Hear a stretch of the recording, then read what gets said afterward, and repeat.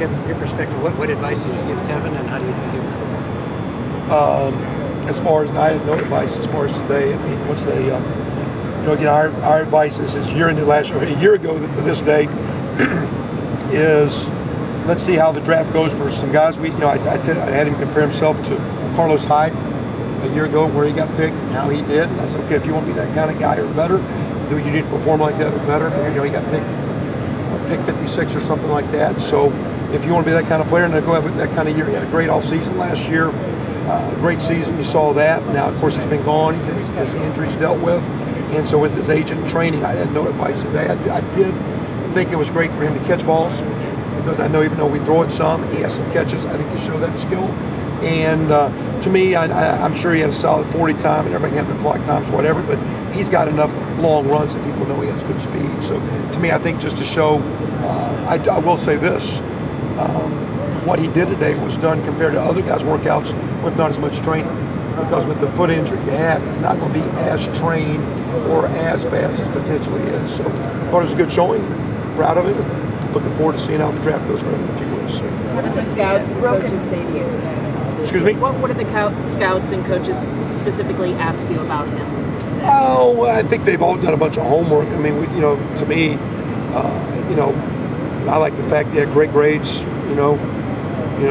phenomenal last semester academically with 2,000 yards. He's a great person. And so I talk a little bit more about that, because I think the film speaks for itself and his talent speaks for itself. So I just talk a little bit more about the way he's been raised by his pop and the great kid he is and his work habits and all that, because he off the field in work habits and as a person is as talented as he is as an innate skilled player. Kevin, obviously you never want to get injured during the season, but do you think it says something maybe to NFL teams and scouts that he was able to push through that injury? Do you think it says something about his durability?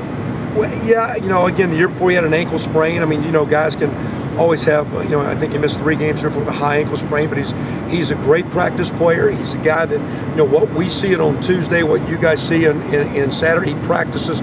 He was our best practice player. And I say that because he was consistent. Not only did he go hard, he went day after day. So he could get his 20, 25 carries, whatever, run for 100, 200, 300 yards. He'd come back Tuesday and be a good practice player. So, again, that's just, to me, a little bit of his body type. And again, the way he has some things where, to me, I don't think he's been over-repped where he's burnt out. I think there's a lot of upside. He's a third-year player. He's very, very talented. He'll have a shot for sure to go reasonably high in the draft. And I think his best football is ahead of him. Do you think having an offensive coordinator like Kevin Hamilton out there today kind of coached him along through the workout is beneficial to him? I think to me, because you got the coordinator, there's some calmness, because Pep's got a lot of self-confidence in what's going on. So, but to me, any of those guys, whether it be the scouts or the position coaches, they're going to be high end. And I think he's also, though, he can tell you, I think he's been probably, Dylan McCullough's a great running back coach.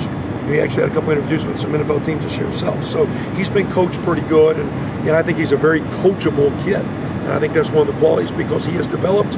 He's a great listener. He's a great learner. And I think that's one of the things that they were judging work ethic. What's your listening skill capability? What can you retain? What's your body language and your ability as I'm coaching you? Because there's value to that as a coach and value to that in draft status. Tevin's ascended pretty quickly. Came in a couple years ago. How much further does he have to improve? He really came on the scene last year and in 2012. How much better, or how better can he be? I mean, to me, he's still young. He's definitely developing. Pass pro, route running. He's got high-end playmaking ability. But sometimes, you can miss some cuts and miss some things, and you see some big plays. But there's some. I mean, he's a young man. He's been here He was here 5 semesters. In his first year, a little overwhelmed as a freshman, but very talented. Had a slight shoulder situation that limited him some, so he has a couple hundred yards. He was having a great sophomore year, splitting time with Stephen Houston, and that was a 12, 13, 1,400 yard. He missed three full games in a quarter with that high ankle sprain at the end. So had a really solid sophomore year. This year, again, he answered the call, and like I say, I think he's shown durability. There's upside. There's a lot of upside, and I think, again, because of the way he's made, the way he's practiced, he's not a burnt-out player. I think there's some guys in college that have been maybe they're maxed out where they can be physically, mentally. To me, he's young, he's developing, he's very, very good, and I think he'll do nothing but get better as he continues to grow. What kind of leader